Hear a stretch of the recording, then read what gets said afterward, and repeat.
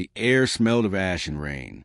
Black banners fluttered along the marble pillars of the Thyreni Temple of Rest, their embroidered silver threads catching the weak sunlight. The hall was vast, filled with seats carved from dark stone, enough for 1,000 mourners.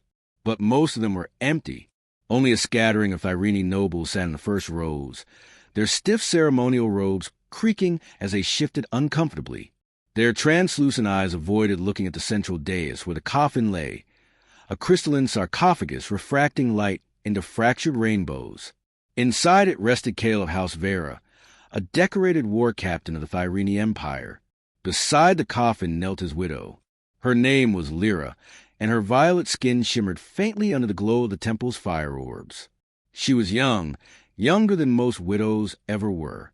The veil that covered her face could not hide the tremble in her shoulders.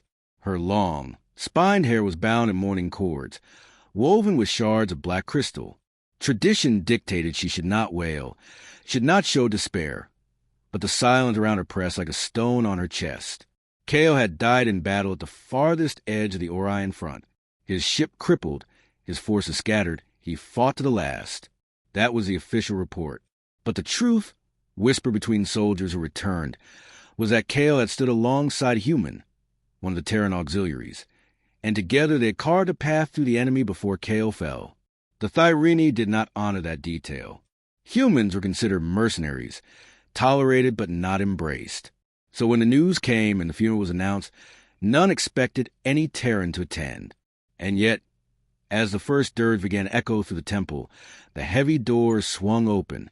A man entered. He was tall, broad-shouldered, wrapped in a dark uniform marked with battle scars. His hair was cropped close, streaked with gray. His boots rang against the stone floor as he marched forward, carrying nothing but a single white flower, something alien to Thyreni custom. Every eye turned toward him, narrowing with suspicion or outright disdain. Lira looked up. The human's eyes found hers, and in them she saw something the nobles around her lacked: grief. He stopped at the dais, bowed his head, and placed a flower on the crystal coffin. The contrast was jarring. Fragile organic life against indestructible alien crystal. But somehow it felt right. "Who are you?" When the priest hissed, voice sharp as a blade. "This is sacred ground. Outsiders." "I was his partner," the human said, his voice deep, steady, but edged with pain. "Captain Kael fought his last battle at my side. My name is Commander Daniel Hayes, Terran Defense Corps. I came to honor him." A murmur rippled through the temple. Nobles stiffened, priests frowned. But Lira rose to her feet, veil trembling, and stepped toward him. "You fought with him?" she whispered, her voice breaking through the hush. "You were there when he—" Daniel inclined his head. "Yes, he died saving us all. Saving me." The word struck like a bell. The nobles looked away, ashamed or resentful, but none spoke against him. And for the first time since Kael's death, Lyra's tears broke free, running down her cheeks. She had not been allowed to hear the truth. After the ceremony, as the nobles departed quickly, muttering about propriety, Lira lingered in the temple garden. She found Daniel there, sitting alone by the fountain, hands clasped as if in prayer. "You stayed," she said softly, approaching him. "I gave my word," Daniel replied, standing. "Kael saved my life more times than I can count. Leaving him alone in death would have been wrong." Lira studied him. He was unlike the Thyreni, rough edges, unpolished movements, the weariness of many battles etched into his face. But his eyes held honesty, something she rarely saw among the courtiers. "They didn't come," she said bitterly.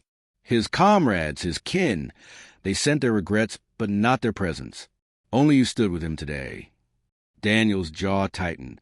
War takes men like Kael, and leaves behind those too cowardly to honor them. Silence stretched. The fountain's trickling water filled it. Finally, Lira whispered, Tell me how he died." Daniel hesitated.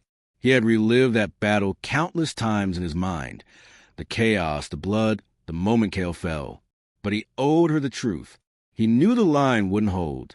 Daniel began. "The enemy was pressing hard. Our flank was gone. He ordered me to lead the retreat, but I refused. We fought together, shoulder to shoulder. He was laughing, even in the middle of the slaughter. You should have seen him. Her lips quivered. He always laughed when fear should have ruled. Daniel nodded. A shot struck him.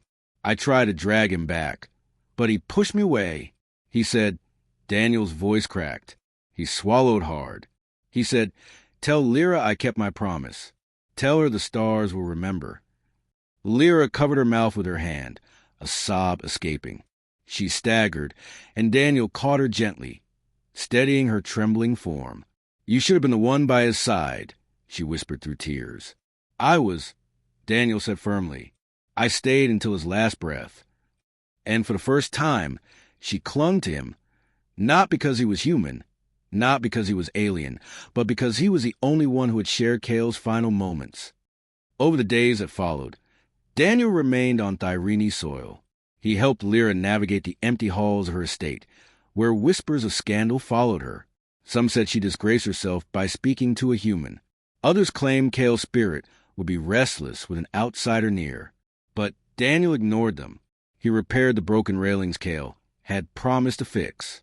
He carried heavy urns of oil for the morning lamps. He sat with Lira when the nights grew unbearable, sharing stories of Kael's bravery, his stubbornness, his humor. One evening, as they looked out at the starlit horizon, Lira asked, Why do you do this? You have no obligation. You are not of my people. Daniel stared at the stars. On the battlefield, your husband and I weren't Thyreni or human. We were brothers. And now you are family, too. Her heart clenched. For so long she'd been surrounded by polite coldness, but this man spoke with warmth that thawed her grief. She realized then that Kael's final gift to her might have been this, someone to carry his memory with her. The Empire soon forgot Kael's name. New battles consumed attention, new heroes rose. But in Lira's home, his memory lived on, kept alive by the human who never abandoned him. On the anniversary of Kael's death, Lira and Daniel returned to the temple. The halls were still empty. But this time, as they stood together before the crystal coffin, they did not feel alone. Daniel placed another white flower on the sarcophagus. Lira slipped her hand into his. Do you think he sees us? She asked quietly. Daniel smiled faintly, eyes wet. I know he does, and I think he's laughing at us both. And for the first time in a year, Lira laughed through her tears. Because though Kael was gone, love, strange, unlikely, and enduring, remained.